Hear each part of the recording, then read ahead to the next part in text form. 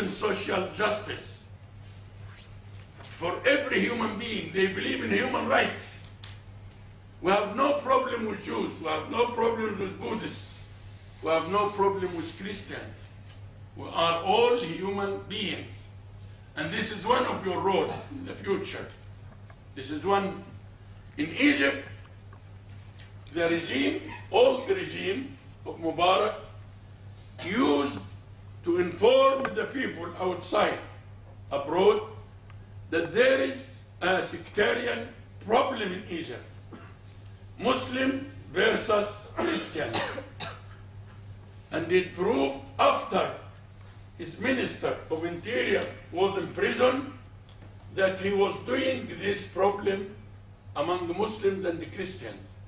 And it was discovered by the British intelligence that this Minister of Interior, who is now in prison, is the one who destroyed on the New Year Eve, if you remember, the church in Alexandria. And they said Islamists have done that, or some other people have done that. So you can imagine a regime is causing a problem to the people, to its own people. So how stupid are such rulers and are such administrators? That is one of the problems that we are facing.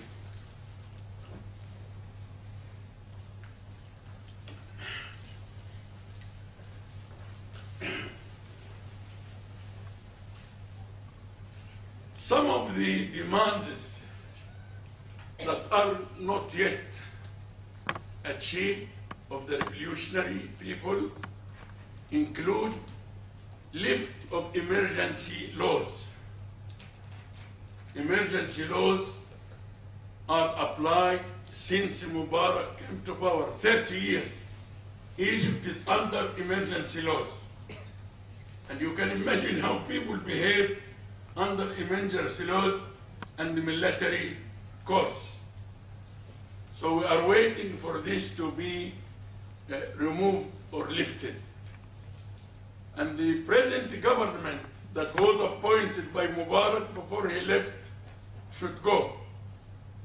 The people does not like or does not appreciate some of the corrupt regime members to continue as administrators. We have still the same Minister of Foreign Affairs and some ministers and the Prime Minister as well. So these all should go.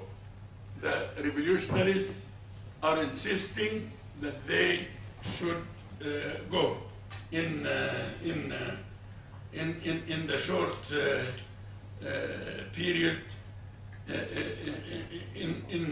Inshallah, release of all political prisoners and cancellation of emergency laws and the freedom of formation of political parties and the possession of media. I'll tell you a very interesting event. Someone of the hypocrite team, journalists and writer around Mubarak, he wrote an article. And the article was not published in the same day. So it was published after 2 days, but Mubarak was not in power at that time. So you can imagine how hypocrite he seemed to be. He wrote an article in favor of Mubarak to be published while he is in office, but it was published 2 days after Mubarak left. So it showed how hypocritic media we used to have in Egypt, in spite of the fact that the opposition, they have their own media, but at a very high price and a very high cost they pay to live. You can imagine one of we can say umana secretaries, team secretaries of the revolution or administrator. His name is Abdul Halim Qandil, Mr. Abdul Halim Qandil, who is a lawyer and writer.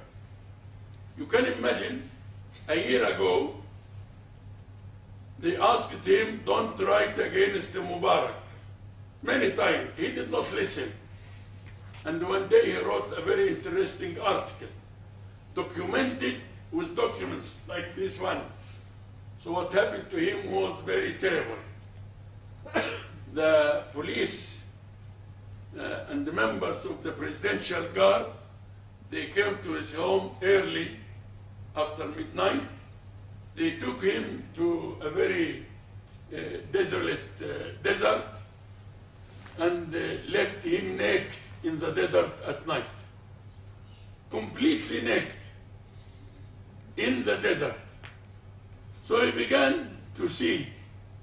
He found a light, some light, maybe 1 kilo or 2 kilos away, or 1 mile or 2. He walked to the light and he found another police station. So he was afraid, but a nice man was inside, gave him a bed sheet to cover himself, and brought a taxi for him to take him back. You can imagine, if I write an article against someone in power, and this is the price I should pay. This is the price I should pay. That is the rotten regime of Mubarak. So the revolutionaries are asking for, as I said, the freedom of political parties formation and the freedom of having or possessing media and newspapers, and then cancellation of state security apparatus and freezing monies and assets of the corrupt administrators, and the deep investigation of cases of corruption. What we need is freedom, social justice, equality, and a decent standard of living as any human being are. Can we show another document, please? So I have a complete file under corruption of Mubarak. So it is, yes, you can imagine 12, you see? 1, 2, 3, 1, 2, 3, 1, 2, 3, 12 figures. And they are in London. And from London, they have, during the last week, Saturday and Sunday, although banks are closed, but the money was transferred to Emirates and Saudi Arabia. During the weekend, banks are not working, but it was transferred. But Alhamdulillah as well, some of the America has frozen some of the assets, and Britain has frozen some of the assets, and Egypt also has frozen some of the assets of Mubarak and his 2 sons and wife in the last week. So it is very interesting that I will tell you. We have in Egypt 24 political parties. Although I am a political scientist, I know only 5 or 6 of them, because the others is one-man party. Why? I'll tell you, yes. Why do they acquire a license for a political party, although they know they will not be active in political life and they will have no followers?